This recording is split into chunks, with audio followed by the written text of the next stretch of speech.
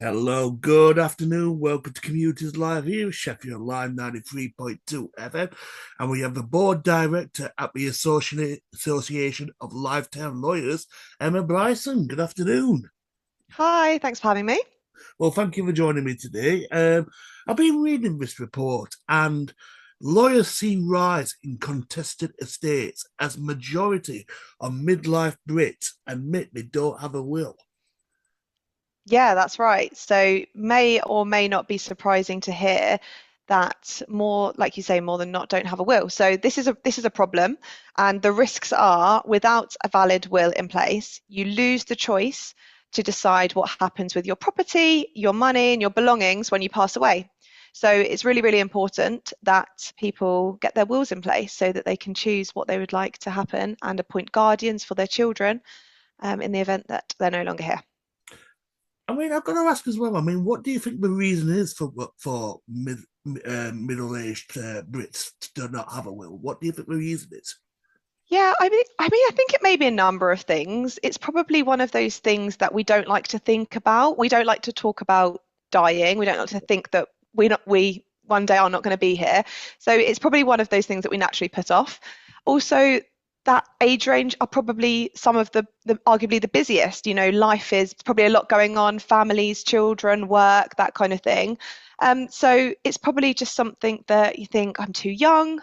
I don't need to do this right now, but that's not the case. And actually, now is definitely the time to get your will in place. It's not something that only applies to, elderly people. Yeah, I mean, it's one of those things that I mean, unfortunately, like you say, it could happen any time. Unfortunately, Yeah. like you say, but I mean, three-quarters of lawyers are offering later legal advice, and gonna it's gonna be increased a lot more, isn't it? Unfortunately. The issues as a result of the post-death issues, do you mean, Yes. are yeah, exactly. So our survey showed that lawyers are seeing more and more of these claims or issues and disputes that are happening after someone passes away. And actually, that the statistics show that these claims are on the rise. So there are things that can be done to safeguard against disputes or family upset post-death. And if you speak to a professional, speak to a solicitor who's going to be able to help you safeguard against them getting your will in place now. And I mean, for anybody that's listening to this, I mean, what can they do? I mean, what advice would you give to them? So my advice would be to update your will if you haven't for a while. Have a look at it, see if it still does what you want it to do. Or if you don't have a will, then make one. And the place to start with that is by going to lifetimelawyers.org.uk and having a look at we've got a really useful tool, Find a Lawyer. You can type in your postcode and have a search for some accredited solicitors in the area who are going to be able to have a conversation with you, talk to you about your will, and take steps to get it in place and protect your family for the future. And I mean, how long does when you make a will for yourself? When you make a will, I mean, how long does it before it's outdated? How long does it last?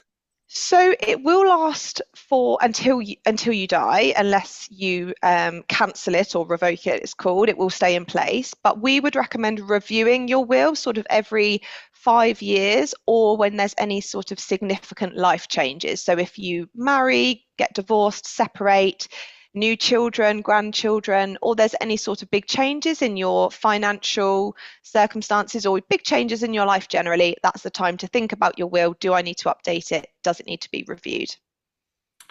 And I think a lot of people are also frightened because, unfortunately, there's a lot of contest Yeah, yeah, decisions at estates. the end, and Yeah. it's horrendous actually what I'm reading. Yeah, it's so stressful and upsetting for the families to be dealing with not only losing a loved one, you're grieving. It's one of the most difficult things you can go through, but then to have um, the added issue and upset of a dispute or arguments post-death because you maybe somebody didn't make a will and you're left having to guess or work out what that person wanted to do. You don't have any legal document telling you, and then this can cause real upset and confusion and disputes between family members, unfortunately. Yeah, it's absolutely horrendous. I mean, it's just like it's the last thing anybody needs, especially when Absolutely. a loved one has died. Or it's just, yeah. I mean, it's got to be so stressful for the lawyers as well. Yes, I mean it's definitely it's difficult work, but it's our clients that are going through it and are having to deal with this. It's their family. So we like to try and take the pressures, take the burden off and try and resolve disputes for them if they're already in a dispute and try to seek a resolution as early as possible.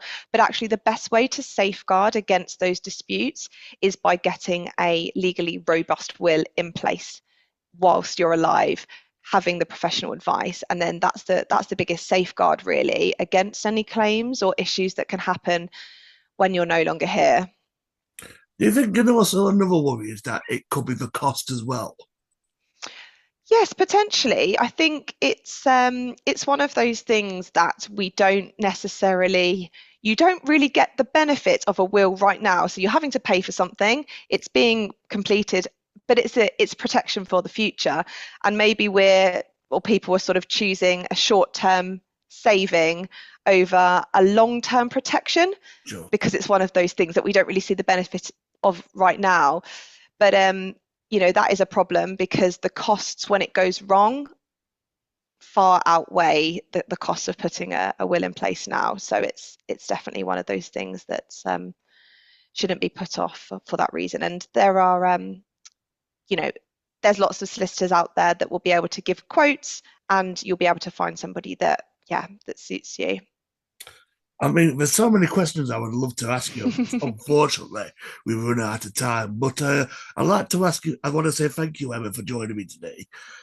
So, for anybody that wants to update their will, where can they go? So they want to go to lifetimelawyers.org.uk and use the Find a Lawyer tool to look for a local solicitor, pick up the phone, have those conversations, and get your wills in place. Emma, it's been a pleasure. My final question for you is what would you like to say to our listeners who are currently listening right now? I would say, although this is something that we don't like to think about, it's not something that we like to talk about. I would say, don't underestimate the consequences of when this goes wrong. It can be really upsetting, and I think the best way to protect your family for their futures is to take steps now to get your will in place, and you'll have peace of mind. Emma, it's been a pleasure. Thank you so much for your time. Thanks, Chris.